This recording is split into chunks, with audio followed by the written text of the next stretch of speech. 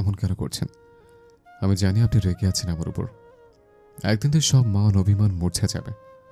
কিন্তু কিন্তু আপনি অন্য কারোর সাথে ঘর বাঁধলে আবরণ জাহিদের কাছে ফিরতে পারবেন? ছেড়ে মানুষই করবেন না। শ্রেয়না আবরণকে টেনে নিজের সামনে দাঁড় করায়, অসহায় দৃষ্টিতে তাকিয়ে বলে, আমার অসহায়ত্ব কি করে বোঝাই তোমায়? সত্যিই কোনো অনুভূতি নেই তোমার জন্য। প্লিজ মুক্তি দাও আমায়। আর টর্চার করো না, নিতে পারছি না আর আমি। আবরণ শান্ত চোখে তাকিয়ে আছে, দৃষ্টি তার শ্রেয়নার মুখপানে। আবরণের চোখ মুখ দেখে বোঝার উপায় নেই মনে কি চলছে। অনুভূতিরা বড্ড এলোমেলো। শ্রেয়না দীর্ঘশ্বাস ছাড়ে। আমার দেরি হচ্ছে আবরণ, ট্রাই টু আন্ডারস্ট্যান্ড। আবরণ শ্রেয়নাকে চমকে দিয়ে দুকদম এগোয়। মেয়েটার সুশ্রী আদলখানা নিজের হাতের আজলে ভরে নেয়। শ্রেয়নার শুধু ফ্যালফ্যাল করে তাকিয়ে থাকে। বৃদ্ধ আঙুল দিয়ে শ্রেয়নার দু গাল ঘষে আবরণ তার মুখটা উঁচিয়ে নিজের দিকে করে। চোখাচোখি হয় দুজনের। আবরণের দৃষ্টি শান্ত সমুদ্রের মতো। নেই কোনো বেড়াজাল, না আছে বাড়তি কোনো অনুভূতি। শান্ত আর মোলায়েম কণ্ঠে আবরণ বলে ওঠে, অমন সুন্দর মুখ অন্য কারো আয়ত্তে থাকবে? অমন সোনার বদন অন্য কারো বিচরণ হবে? শাস্তি দিচ্ছেন মিস সিনিয়র? শ্রেয়না নিজেকে সহজেই ছাড়িয়ে নেয়। আবরণের বুকে হাত দিয়ে দূরে সরায় তাকে। চোখের দিকে তাকায় না, দৃষ্টি নিচু রেখে বলে, কথা বাড়াবে না, পথ ছাড়ো। আমি পথ রোধ করে রাখলে কি আপনি থেকে যাবেন? সেরকম হলে যেতে দিচ্ছি না। শ্রেয়না তাকায় আবরণের দিকে, বিরস কণ্ঠে বলে। যুদ্ধ করে হলেও এই স্থান ত্যাগ করব আমি। আবরণ কেমন করে যেন হাসে। গা দুলে ওঠে তার। দুকদম পেছয় আবরণ। এক হাতে ঘাড় ডলতে ডলতে বলে, কৈতরের মনে কাক বাসা বেঁধেছে, সেখানে আমার মতো বাজ পাখি কি করে তার আসন করবে? পরক্ষণে সিরিয়াস ভঙ্গিতে দাঁড়ায় আবরণ। শ্রেয়নার দিকে তাকিয়ে এক ভ্রু উঁচিয়ে বলে, সত্যি করে বলবেন, সেজন আপনাকে জোর করছে বিয়ের জন্য? এরকম হলে আমাকে বলতে পারেন। না, আমি নিজ থেকেই রাজি হয়েছি। আবরণ হেসে দেয়, হেলে দুলে এগিয়ে যায় গেটের দিকে। মৃদু আওয়াজে বলে, তবে আমি চাচ্ছি দাম্পত্য জীবন সুখময় হোক। আপনার বরকে দেখলাম না, ভবিষ্যতে আপনার সাথে আবারও দেখা হতে পারে। নিজেকে লুকিয়ে রাখবেন, যেন আমার সামনে না পড়েন। তখন আপনি না চাইলে আমার সাথে আসতে হবে। বাচ্চা কাচ্চা হয়ে গেলেও কিছু করা থাকবে না। আবরণ জাহিদ নিজেকে সামনে নিচ্ছে, তবে কতদিন পারবে জানা নেই। কথাগুলো বলতে বলতে সেই স্থান ত্যাগ করে আবরণ। আচমকা কোথা থেকে মিরাব সানি চলে আসে। তারা দুজন পিছু নেয় আবরণের। শ্রেয়না এক দৃষ্টিতে তাকিয়ে রয় ফাঁকা গেটটার দিকে। এতক্ষণ যাবৎ জমিয়ে রাখা অশ্রুরা চোখ ফিরে বেরিয়ে আসে। বুকের ভেতর হাঁসফাঁস করছে। কিছু একটা দলা পাকিয়ে গলায় আটকে আছে। ভেতর থেকে উগরে আসতে চাচ্ছে। আচমকা পিছু ফিরে তাকায় শ্রেয়না। মুখ চেপে কেঁদে ওঠে। ক্রন্দনরত গলায় চাপা স্বরে বলে, এবার খুশি আপনি? তাড়িয়ে দিয়েছি ওকে, বিয়েও করে নিয়েছি। ছেড়ে দিন না ওকে, বাঁচতে দিন আমায়। আবরণ জাহিদকে কষ্ট দিতে পারলে কই? তার চলাচল দেখে মনে হলো না যে সে আঘাত পেয়েছে। কান্নার মাঝেও হেসে ওঠে শ্রেয়না। আগন্তুক লোকটার দিকে তাকিয়ে হাস্যরত কণ্ঠে বলে, আবরণ জাহিদের উপরেরটা কখনো পড়ে না। সে দেখায় না নিজের দুর্বলতা। আমি উপলব্ধি করতে পারছি তার বুকের ভেতর কি চলছে, অনুভূতিরা কি বলছে। আপনার মতো পাষাণ লোক কি করে বুঝবেন অন্যের ভালোবাসা? তার বুকটা আমি কথার আঘাতে ফালাফালা করে দিয়েছি। সামান্য কথায় সে কতটা আঘাত পেয়েছে তা যদি নিজ থেকে দেখাতো, দেখাবে না, জানতে দেবে না। আবরণ জাহিদকে ভালোবেসে ফেলেছো? আগন্তুকের দিকে শান্ত দৃষ্টিতে তাকায় শ্রেয়না। ইতিমধ্যে চোখের পানি শুকিয়ে গেছে তার। কিছু সময় পর বলে ওঠে, না, সে আমার ছোট। আবরণ জাহিদ আমার জন্য না। তাহলে চোখে কিসের পানি? দীর্ঘশ্বাস ফেলে শ্রেয়না লিফটের দিকে এগোতে এগোতে বলে, নির্দোষকে কথার তীরে আঘাত করার জন্য। আবারও নিজস্ব ভঙ্গিমায় হেরে যাচ্ছে। তার দুপাশে মিরাব আর সানি। তাদের দু বন্ধুর মুখে হাসি নেই, না আছে কোনো কথা। আবরণের ভেতরকার অবস্থা কিছুটা হলেও উপলব্ধি করতে পারছে তারা। বন্ধুর কষ্ট হচ্ছে নিশ্চয়ই। আবরণ জাহিদের কি অনেক কষ্ট হচ্ছে? ফুটপাতে পা গুটিয়ে বসে আবরণ। হাত দুটো হাঁটুর উপর ভাঁজ করে রাখে। মিরাব সানিও তার পাশে বসে যায়। তুই শুধু একবার বল, আমরা গিয়ে তুলে আনবো মেয়েটাকে। এভাবে মুড অফ করে থাকিস না। কে মুড অফ করে আছে? শান্ত কণ্ঠ আবরণের কিছুটা নড়ে চড়ে বলে, তাছাড়া যার আমার প্রতি কোনো ফিলিংস নেই তাকে জোর করবো কেন? অন্যের জীবন ধ্বংস করে কি লাভ আমার? তার চোখে আমার জন্য ঘৃণা দেখতে পারবো না। তার অবহেলা সহ্য করার ক্ষমতা হয়তো আবরণ জাহিদের নেই, সত্যিই নেই। চুপ হয়ে যায় মীরাব। অনুভব করতে চায় আবরণকে। সেটা কি আদৌ সম্ভব? অন্যের ভেতরের খবর আমরা কি করে জানতে পারবো? তাদের কষ্ট কি ভাগ করে নেওয়া যায়? সেটা সম্ভব নয়, তবে চাইলে কষ্ট কমিয়ে দেয়া যায়। থাক তোরা, আমার নীরজ জাহিদের সাথে সাক্ষাৎ করে আসি। দাঁড়িয়ে যায় আবরণ। ধীরপদে এগিয়ে যায় নিজ গন্তব্যে। পেছনে ফেলে যায় দুই বন্ধুর করুণ চাহনি। এসব দেখার সময় আছে নাকি আবরণের? মৃদুস্বরে গান ধরে আবরণ। কথা দেওয়া ছিল তোমাকে দেখাবো নতুন এক পৃথিবী। কি করে তা বলি তুই তো জানিস, তুই আমার সব। অন্ধকারে ধীরে ধীরে মিলিয়ে যায় আবরণের ছায়া। মীরাব সানি একে অন্যের হাত চেপে ধরে। চোখাচোখি হয় তাদের। দুজনের আঁখি জোড়া ছলছল করছে। হঠাৎ ছেলেটার হলো কি? কখন সব ঠিক হবে? গাড়ি থেকে নেমে আবরণের হাত চেপে ধরে শাহজালাল আন্তর্জাতিক বিমানবন্দরে প্রবেশ করে নীরদ। তার এক হাতে লাগেজ, অপর হাতে আবরণের নরম হাতখানা চেপে ধরে আছে। তার পেছনে রাব্বি শেখ ও দানা। শোনো আবরণ, একদম নার্ভাস হবে না। কানাডায় কয়েকদিন সময় কাটাও, পড়াশোনা ফোকাস করো। এক্সামের সময় হলে অনলাইনে সব ব্যবস্থা করে দিব আমি। ইনফ্যাক্ট ব্যাপারটা দেখছি আমি। তুমি শুধু মনোযোগ সহকারে পড়ো। কানাডার নামকরা ভার্সিটির মধ্যে থেকে একটা অন্তত স্কলারশিপ পেতে হবে তোমার। ততদিন অবধি সেখানেই থাকবে। ভ্যাঙ্কুভার শহরটা ঘুরে দেখবে। সেখানে কয়েক বছর থাকতে হবে তোমার। আবরণ চুপ হয়ে দাঁড়িয়ে আছে। ভেতরে ভেতরে হাসি পাচ্ছে তার। নীরজ জাহিদ তাকে না জানিয়ে এত কিছু করে রেখেছে। উনি বুঝি জানতেন একদিন এই দিনটা আসবে আবরণের জীবনে। সেদিন প্রেমিকার থেকে প্রত্যাখ্যান হয়ে দেশ ছাড়তে হবে তাকে। মীরাব, সানির সাথে কথা হয়নি? নীরজ জাহিদ দাঁড়িয়ে যান। আবরণ তাকেই দেখছে। নীরদের ইশারায় সামনে তাকায় আবরণ। মীরাব সানি ছলছল নেত্রে তাকিয়ে আছে তার দিকে।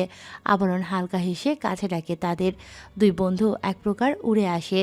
আবরণের দিকে তাকায়। আবরণ হালকা হেসে হাত রাখে দুজনের কাঁধে। সঙ্গে সঙ্গে অস্পষ্ট স্বরে তারা বলে ওঠে। ভাই প্লিজ। কণ্ঠ ভেঙে আসছে তাদের। আবরণ দুজনের কাজ চাপড়ে নীরদের হাত থেকে লাগেজ নিয়ে নেয়। দানা তার পাশে দাঁড়িয়ে আছে। আবরণ এক পলক তাকায় নীরদের দিকে। বিরস কণ্ঠে বলে, এখন থেকে আমাকে টোপ হিসেবে ব্যবহার করে কিভাবে নিজের অপারেশন সাকসেস করেন? আমার অনুপস্থিতিতে সেজান আলমের ফ্যামিলির উপর প্রেশার দিতে যাবেন না। কানাডা থেকে মিসাইল ছুড়ে মারব। হাই শালে, তুই দাঁড়িয়ে কি দেখিস? গিয়ে বস প্লেনে। শেষের কথাটুকু বলে দানার মাথায় চাটি মারে আবরণ। ফোঁস করে ওঠে দানা। আবরণের হাতে চিমটি দিয়ে সামনে অগ্রসর হয়। আবরণ চোখ মুখ কুঁচকে তাকায়। গটগট পায়ে লাগেজ চেপে ধরে ভেতরে চলে যায়। আবরণ যেন টের না পায় সেদিকে লক্ষ্য রেখে তার সাথে কয়েকজন গার্ড পাঠিয়ে দেয় নীরদ। আঙ্কেল, আবরণকে হুট করেই কেন পাঠাচ্ছেন? নীরদ জাহিদ হতাশ দৃষ্টিতে তাকায় সানির দিকে। মীরাব সানির কাঁধে হাত রাখেন নীরদ। তপ্ত শ্বাস ফেলে বলে ওঠেন, আবরণ আমার ইমোশন, আমার দুর্বলতা। ওকে কাজে লাগিয়ে অনেকে অনেক কিছুই হাসিল করতে যাচ্ছে। তার ভালোর জন্যই দূরে সরিয়ে দিলাম। এর একটা কারণ হলো শিরিয়ানা আলম। মেয়েটা নিজের পছন্দ অনুযায়ী বিয়ে করে নিচ্ছে। আমার ছেলের কোন দিক দিয়ে কম? সে কেন তোর পাবে? চোখের সামনে প্রিয় মানুষটাকে অন্যের হয়ে যেতে দেখা কি এত সহজ? কোনো পুরুষই সহ্য করতে পারবে? সেজান আলম আমরা অনেক সাহায্য করেছে, তার কাছে কৃতজ্ঞ আমি। আমার তরফ থেকে কোনো ঝামেলা চাই না। থামেন নীরদ। উল্টো পথে হাঁটা ধরেন তিনি। ততক্ষণে নির্দিষ্ট প্লেন কানাডার দিকে অগ্রসর হয়েছে। মীরাব নরম কণ্ঠে বলে, আপনার মনে হচ্ছে আবরণ সেখানে ভালো থাকবে? ফিচেল হাসেন নীরদ। পেছন ফিরে তাকান না, বরং সেভাবেই বলে ওঠেন, আবরণ জাহিদ জীবন্ত অগ্নিয়গিরি, নিজেকে আরও শক্ত করে নিবে সে। তাকে নিয়ে আমার অনেক আশা, অনেক জল্পনা কল্পনা।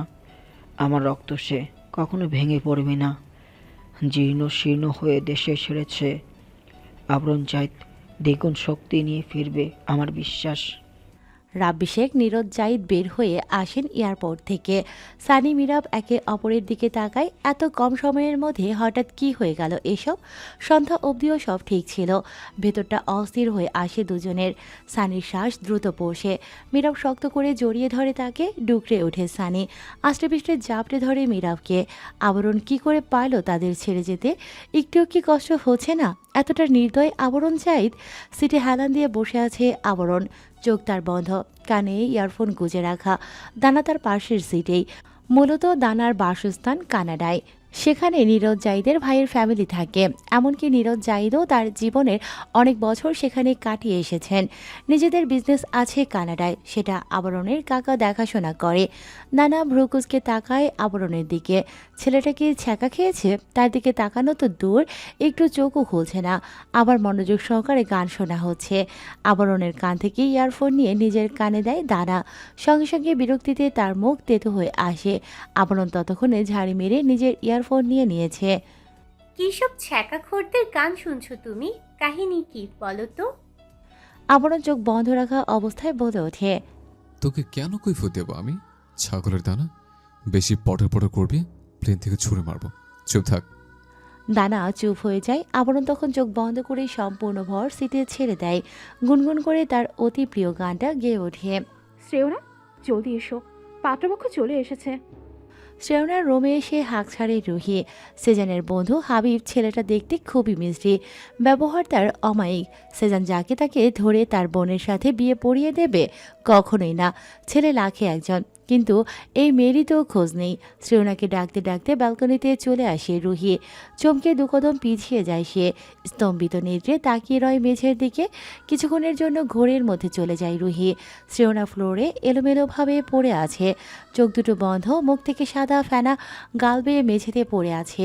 হাত পা অসাড় হয়ে আছে রুহির। মুখ দিয়ে যেন আওয়াজ বের হয় না। সর্বশক্তি ব্যয় করে গগন বিদারে চিৎকার দিয়ে ওঠে রুহি। শরীর ছেড়ে দেয়, দেয়াল ঘেঁষে মেঝেতে বসে পড়ে। শ্রেয়নাকে স্পর্শ করার সাহস পাচ্ছে না। নিজেকে বড়ই দুর্বল লাগছে। রুহির চিৎকারে হুড়মুড় করে সেজান প্রবেশ করে, তার সাথে হাবিব। বাকিদের কোনো রকমে বসিয়ে রেখে এসেছে। শ্রেয়নাকে এই অবস্থায় দেখে বুকের ভেতর ধক করে ওঠে সেজানের। দ্রুত এগিয়ে যায়। হাবিব নিজেও হতভম্ব। শ্রেয়না বিয়েতে নারাজ নাকি? এত বড় একটা কাজ তার মতো মেয়ে করতে পারল?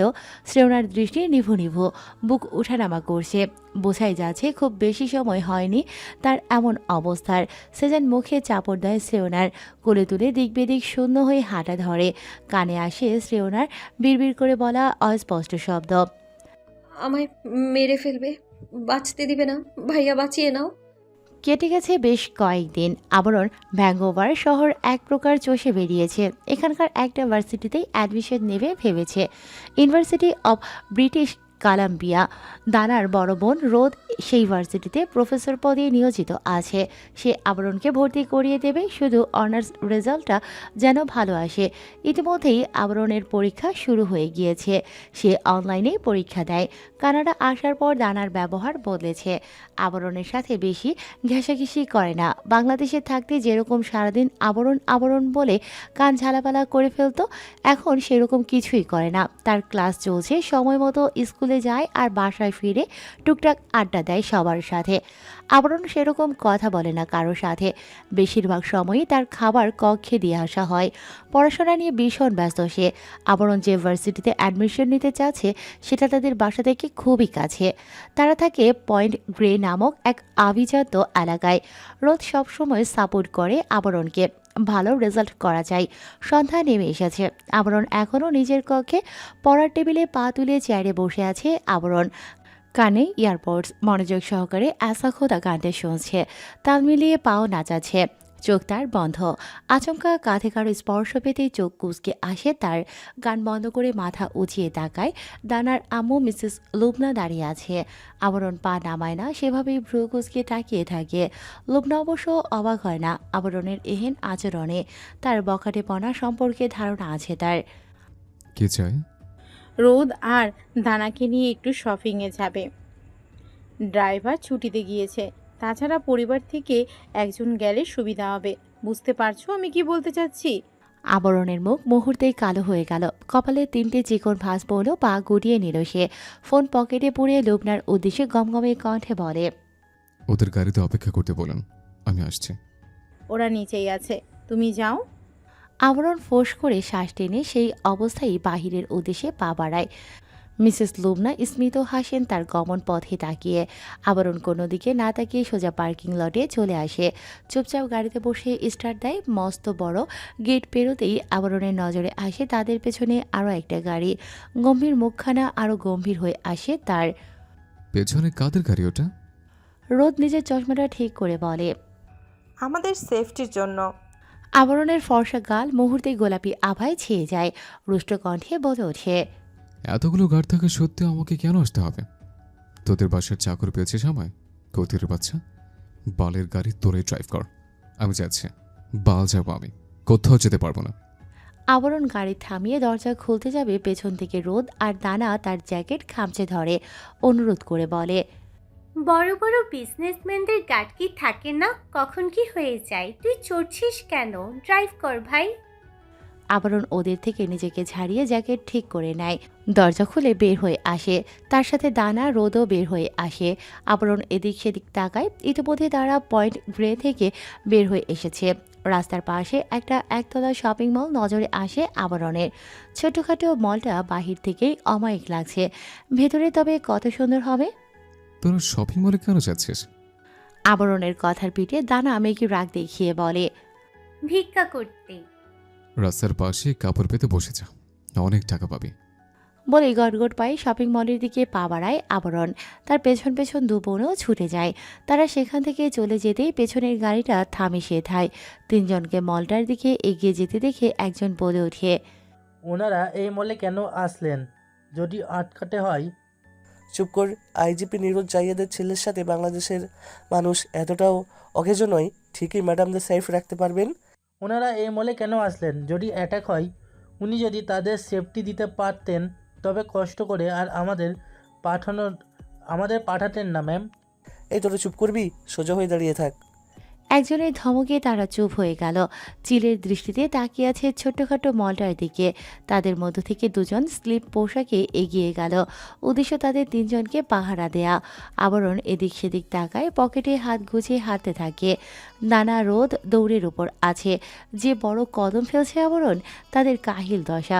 শেষমেশ আবরণের হাত চেপে ধরে দানা অসহায় কণ্ঠে বলে, তুমি এক সাইডে দাঁড়িয়ে থাকো, আমরা মন মতো শপিং করি, তারপর তোমার কাছে আসবো। একটা চটকানা দেবো ভুসকি, হাত ছাড় আমার। তোদের বলেছি আমার পেছু পেছু দৌড়াতে? তোদের মতো তোরা কেনাকাটা কর, আমাকে চালাস কেন শয়তান?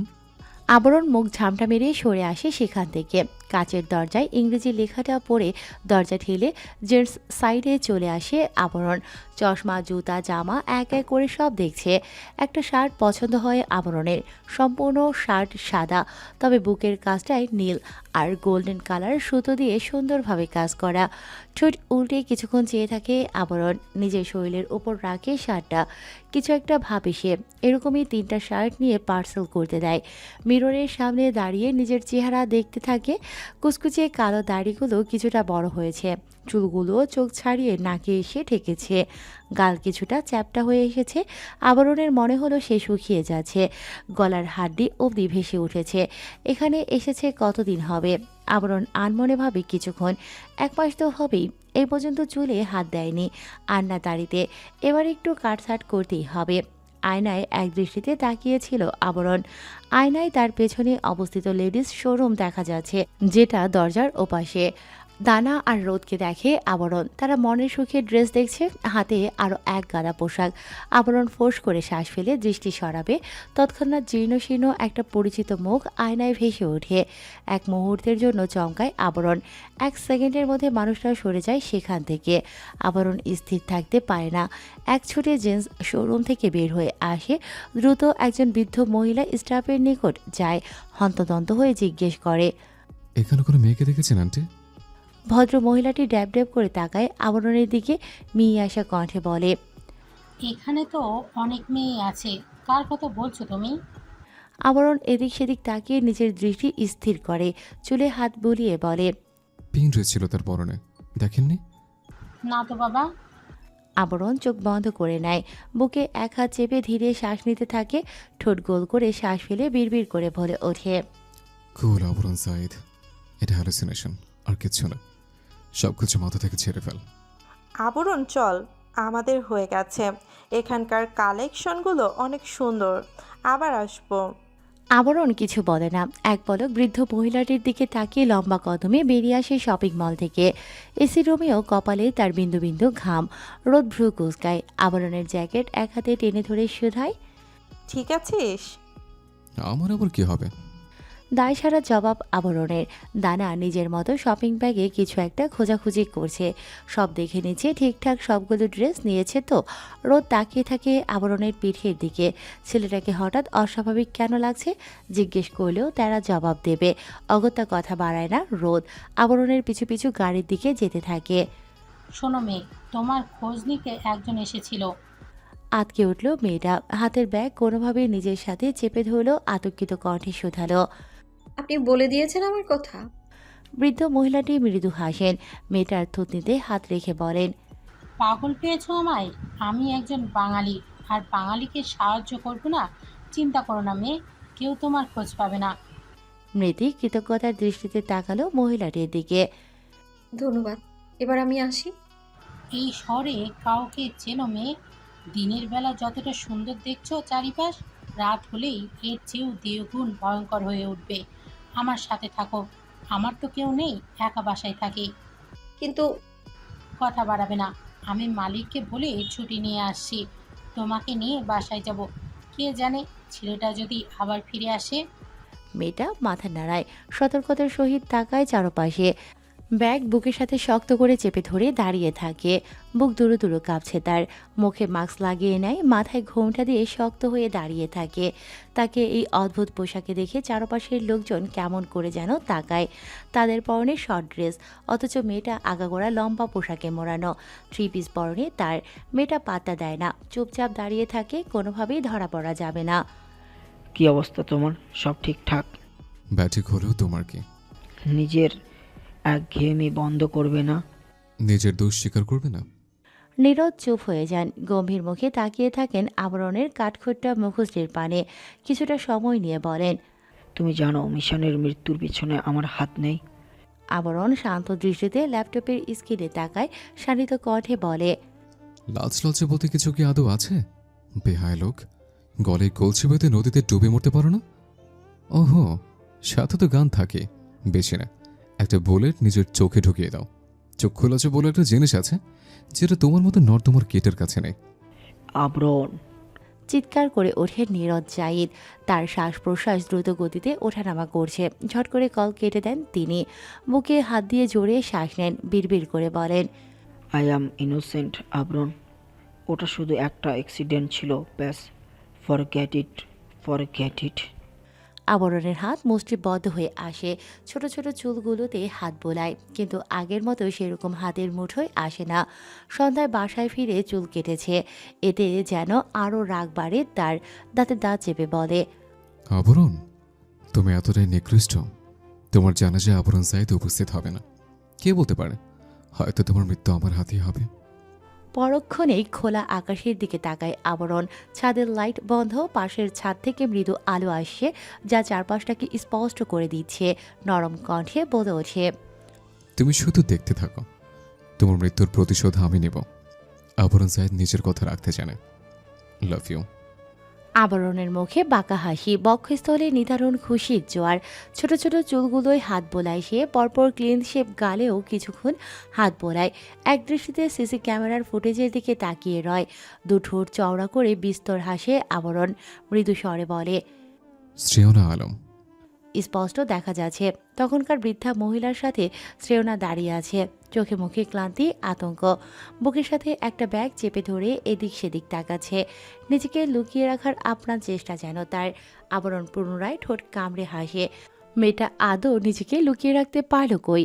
শপিং মল থেকে শার্ট 3টে প্যাকেট করে নিয়ে বের হয়ে আসে আবরণ। ভাগ্যিস শার্টগুলো নিতে ভুলে গিয়েছিল, না হলে সিসি ক্যামেরার বিষয়টা কি মাথায় আসতো তার? যদিও তারা ফুটেজ দেখাতে নারাজ ছিল। আবরণ বলেছে তারা একজন পরিচিতকে খুঁজে পাওয়া যাচ্ছে না। আবরণ শেষে তাকে এখানেই দেখেছিল। এক প্রকার জোরাজোরি করে ফুটেজ চেক করেছে, সে সার্থক। প্যাকেট বগল দাবা করে হাঁটছে আবরণ। চারপাশে লাইটিং করা রাস্তা ঝকঝকে তকতকে, যেন সামান্য ময়লা অবধি নেই এখানে। সবকিছু একদম পরিষ্কার। পা টেনে চলছে আবরণ, ঠোঁটে এখনো হাসির ফোয়ারা। তার কেমন যেন লাগছে, তীব্র উত্তেজনায় বুক কাঁপছে। হুট করে দাঁড়ায় আবরণ, কপালে গাঢ় ভাঁজ পড়ে। শ্রেয়না, হ্যাঁ ওটা তো শ্রেয়না আলমই ছিল। সে এখানে কি করছে? কবে কানাডায় আসলো? কেন এসেছে? কোনো উদ্দেশ্য নিয়ে এসেছে কি শ্রেয়না, নাকি বাসা থেকে পালিয়ে এসেছে? দেখে তো সেরকমই মনে হলো। মুহূর্তেই অস্থির হয়ে গেল আবরণ। কাল সকালে শপিং মলে এসে মহিলাটির সাথে কথা বলতে হবে। দেখে মনে হলো শ্রেয়নাকে যেন চেনেন তিনি। আবরণ বুকের ভেতরকার উত্তেজনাকে কিছু মুহূর্তের জন্য দাবিয়ে রাখল। আমি তোমাকেই বলে দেব, কি যে একা দীর্ঘ রাত আমি হেঁটে গেছি বিরান পথে। আবরণ ভাবে নীরজ জাহিদকে কল করে সব জেনে নেবে, কিন্তু মন সায় দেয় না তার। এমনও তো হতে পারে এসব কিছু নীরজ জাহিদের কাজ। লোকটা ভীষণ চতুর। তার চেয়ে বরং মীরাব সানিকে বলবে, যেন তাকে সব খবরাখবর দিতে পারে। তারই ভুল, কেন চলে এলো? এসেছে ভালো করেছে, তাদের ফিউচার ব্রাইট হবে। কিন্তু শ্রেয়নার দিকে লক্ষ্য রাখার দরকার ছিল তো তার। সেজান আলম বোনকে একা ছাড়লো, হঠাৎ কি হলো যার জন্য শ্রেয়নার কানাডা আসতে হলো? বলেছিলাম শ্রেয়না আলম দ্বিতীয়বার আমার সামনে পড়বে না। তুমি বিবাহিত হলেও তোমাকে ছাড়ব না। এতদিন তোমার জন্য আবরণ সাইদের নমনীয়তা দেখেছ, এবার পাগলামো দেখবে। আবরণ সাইদ পুরুষ মানুষ, সে জানে কিভাবে তার বাটার টোস্টকে আপন করে নিতে হয়। Wait and watch. I need you desperately, so be prepared. কক্ষ অন্ধকার করে চুপচাপ খাটের এক কোণায় বসে আছে শ্রেয়না। এই তো কিছুক্ষণ আগে মিসেস লিলি তাকে খাইয়ে দিয়ে গেলেন। মহিলাটা একাই থাকেন এত বড় বাসায়। বাংলাদেশ থেকে প্রেমিকের হাত ধরে কানাডায় চলে এসেছিলেন। কঠিন প্রেম ছিল তাদের। বাপের বাড়িতে তেমন কেউ ছিল না যারা লিলিকে পাগল প্রায় হয়ে খুঁজবে, অথবা তার জন্য তাদের মন পূর্বে। সৎ মায়ের থেকে অনেক আঘাত পেয়েছিলেন লিলি। বাবা থেকেও নেই, তার নিজের কোনো ভাই বোন ছিল না, আপন কেউ ছিল না যে তাকে আদর করে ডেকে দুমুঠো ভাত বেরিয়ে দেবে। একজন ছন্নছাড়া পাগলাটে প্রেমিকের হাত ধরে অজানা ভবিষ্যতের দিকে পা বাড়িয়েছিলেন লিলি। তার প্রেমিক নিজের কথা রেখেছেন, ভালোবাসার চাদরে মুড়িয়ে নিয়েছিলেন লিলিকে। এখানে পড়াশোনা করিয়েছেন, নিজে চাকরি করে সুন্দর সংসার পেতেছেন। তিনি এখানকার বাসিন্দা ছিলেন। বাবা কানাডিয়ান, মা বাঙালি। কিশোরী লিলির প্রেমে খুব গভীরভাবে পড়েছিলেন তিনি। তারপর কেটে যায় অনেকগুলো বসন্ত। তাদের বাচ্চা হয় না, কোনোই সমস্যা নেই কারো, তবুও হয় না। শেষমেশ আশা ছেড়ে দেন তারা। তার মধ্যে লিলির স্বামী লিও আচমকাই তার হার্ট অ্যাটাক হয়। শরীর দুর্বল থাকায় নিজের উপর কন্ট্রোল আনতে পারেন না তিনি। চিরনিদ্রা শায়িত হয়ে যান। অনেক টাকা পয়সা রেখে গিয়েছেন তিনি, যেন তার প্রেয়সীর কোনো কষ্ট না হয়। হয়তো তিনি বুঝতে পেরেছিলেন তার সময় ফুরিয়ে এসেছে। লিলি তার স্বামীর বাসাতেই থাকেন, একটা শপিং মল দিয়েছেন, সেখানে মাঝে মধ্যে গিয়ে ঘুরে ফিরে দেখে আসেন তিনি।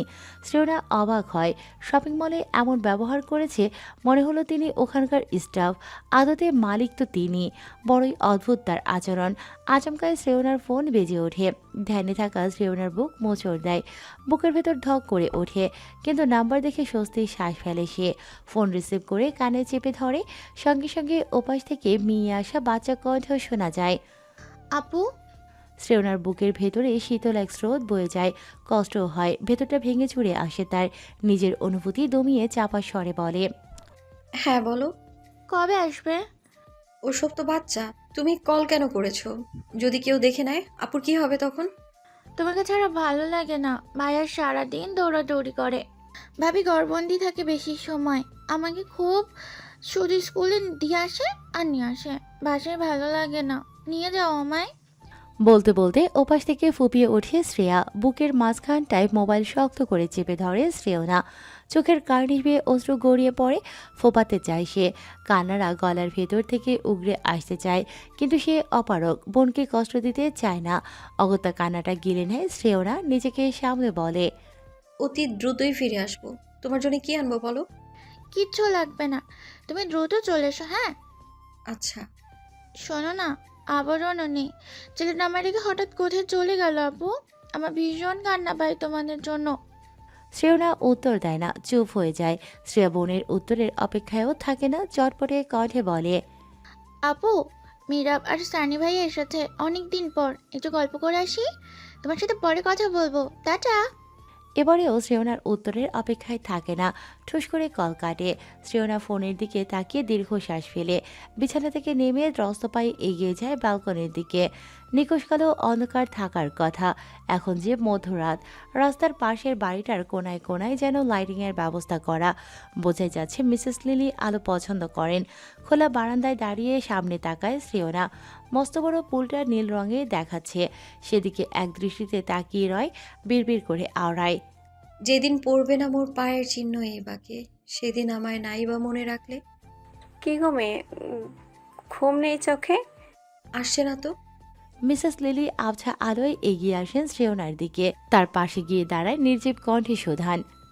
একা এই অচেনা শহরে কি করে আসলে? শ্রেয়না দীর্ঘশ্বাস ফেলে বলে,